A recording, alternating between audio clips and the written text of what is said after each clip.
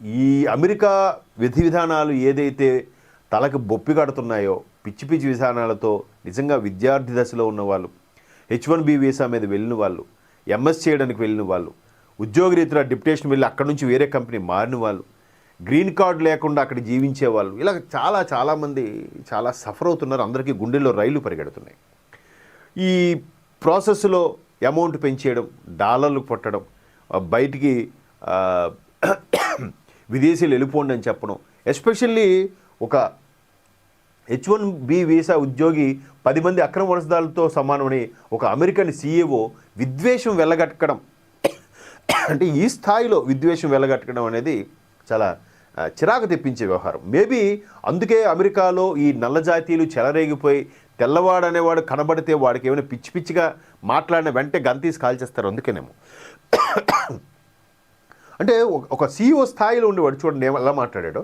ముఖ్యంగా భారతీయ ఉద్యోగులపై అమెరికా పోల్స్టర్ రాజకీయ వ్యాఖ్యాత మార్క్ మిషేల్ విద్వేషపూరిత వ్యాఖ్యలు చేశారు.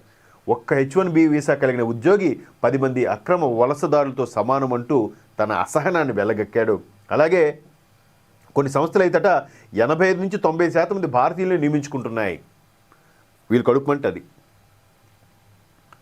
వీళ్ళు అసలు పని చేయలేరు. వీళ్ళకి అందరికీ ప్రతి ఒక్కరు కూడా అవర్లు బేస్డ్. ఒక 2 గంటలు పని చేశారంటే అయిపోయింది.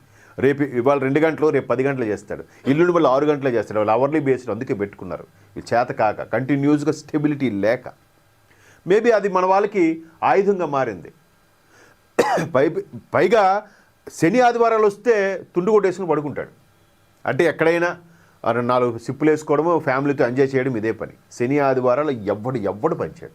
ఆఖరికి హౌస్ కీపింగ్ నుంచి, ప్లంబర్ నుంచి, ఎలక్ట్రీషియన్ నుంచి ఎవరు పనిచేయరట. మన వాళ్ళు ఇప్పుడిప్పుడు పని మనుషులు పెట్టుకొని అంతా శని ఆదివారాల సెలవులతో ఎంజాయ్ చేస్తూ మన దగ్గర ఉన్నారేమో, కానీ అక్కడ వాళ్ళ పనులు వాళ్ళు చేసుకుంటుంటారు ఇళ్లలో. మన పూర్వీకులు ఎలా ఉండేవారు? ఎవరి పని వాళ్ళే చేసుకునేవారు. వ్యవసాయం చేసేవారు, చక్కగా భోజనం చేసేవారు, 3 పూటలు 5 పూటలు తినేవాళ్ళు కూడా ఉండేవారు. అన్ని పనులు ఇప్పుడు మన వల్ల చేయట్లేదు. అందుకే ఒక్కొక్కరికి ఒబేసిటీ, షుగర్లు, బీపీలు. సో ఇలాగ మన భారతీయులు ఇప్పుడు అంత కష్టపడి చేస్తున్నారు కాబట్టి వాళ్ళకి ఎక్కువగా భారతీయులు అయితేనే మనకి టైంకి ప్రాజెక్ట్ అవుతుంది, డిలే అవ్వకుండా ఉంటుంది, పైగా తక్కువ వేతనాలకు కూడా పనిచేస్తారని ఒక విమర్శ కూడా ఉంది. నేపథ్యంలో మన వాళ్ళని ఎక్కువ ఆక్యుపై చేయడం, స్థానికంగా ఉండే వాళ్ళకి ఉద్యోగులు తగ్గిపోతున్నాయి. లైక్ మన ఇప్పుడు తెలంగాణ ఉద్యమం కూడా ఇంచుమించు అలాంటిదే. మా ప్రాంతం, మా ఉద్యోగాలు మాకు కావాలి, మా నీరు మాకు కావాలనే దాని మీదే వచ్చింది. కాబట్టి అంటే ప్యారడీగా కంపేర్ చేసి చెప్తే, ఇకపోతే వీళ్ళు కూడా ఇటువంటి అసహనం వ్యక్తం చేస్తున్నారు. అలాగే పోలింగ్ కంపెనీ రాస్ముస్సెన్ రిపోర్ట్స్కు మార్క్ CEOగా వ్యవహరిస్తున్నారు. అగ్రరాజ్య అధ్యక్షుడు డొనాల్డ్ ట్రంప్ మాజీ సలహాదారు స్టీవ్ బానన్ నిర్వహించిన కార్యక్రమంలో మార్క్ ఈ వ్యాఖ్యలు చేశారు. H1B వీసాదారులను వెనక్కి పంపించేయడం లేదని ట్రంప్ యంత్రాంగం పైన విమర్శలు చేశారు. అరే బయటికి పంపించేయాలి కదా, వీళ్ళు డబ్బుల కోసం ఏదో పెడుతున్నారు, అటువంటి వాళ్ళు ఎస్పెషల్లీ భారతీయులు ఉండొద్దు. ఇంతకుముందు ట్రంప్ గారు కూడా ఏం చెప్పారు, టెక్ దిగ్గజాలు అందరికీ సజెస్ట్ చేశారంట, భారతీయుల్ని రిక్రూట్ చేయడం ఆపండి, తక్కువ మంది తీసుకుంటారు. మేబీ అంటే వీళ్ళందరూ కూడా ఎలాగా అంటే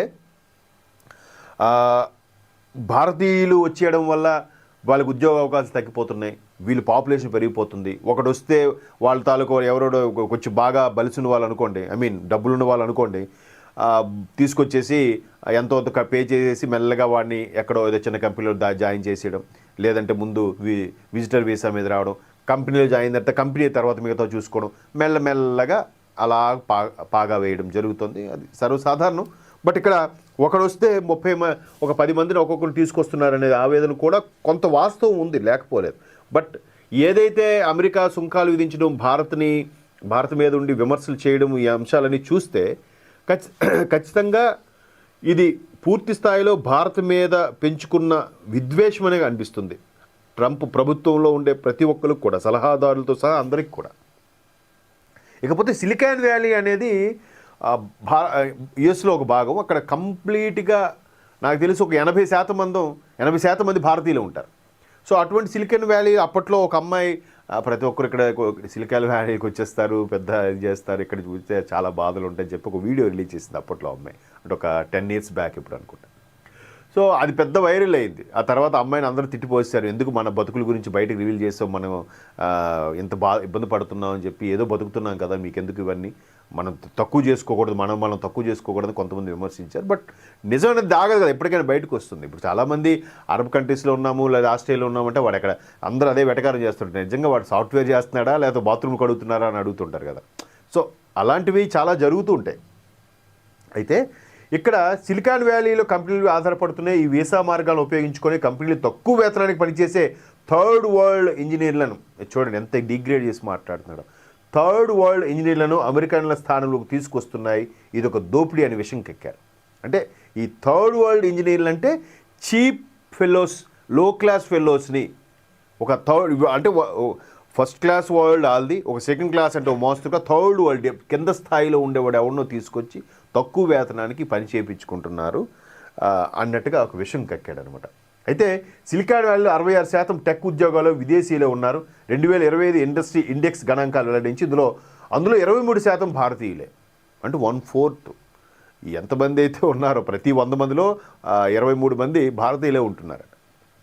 సో మొత్తం మీద అమెరికా ఈ విషయం కక్కడము, అందుకే మేక్ ఇన్ ఇండియా కాన్సెప్ట్, ప్రతిదీ మన దగ్గరికి అన్ని కంపెనీలు వస్తే మనం ఇంకెక్కడికి వెళ్ళాల్సిన అవసరం లేదు, మనమే తిరిగి వాళ్ళని రప్పించుకొని చేసుకునే పరిస్థితి వస్తుంది. కాకపోతే వాళ్ళ కంపెనీలకు కాబట్టి కొంచెం పెత్తనం వాళ్ళదే ఉంటుంది. మన వాళ్ళు కూడా పెత్తనం సాధించేలాగా వాళ్ళని ఆక్యుపై చేసి ఒక సుందర్ పిచాయ్ కానీ ఆ గోగోయ్ అనే వ్యక్తులు కానీ చాలామంది ఉన్నారు, సత్యనారాయణలా ఇలాంటి వాళ్ళు మనవాగా వెళ్ళి ప్రవాసులుగా వెళ్ళి అక్కడ స్థిరపడి వాళ్ళ మీదకి ఏకుమేకే కూర్చున్నారనే ఒక వాస్తవాన్ని కూడా డైజెస్ట్ చేసుకోలేకే ఇటువంటి వ్యాఖ్యలు చేసి ఉండొచ్చు.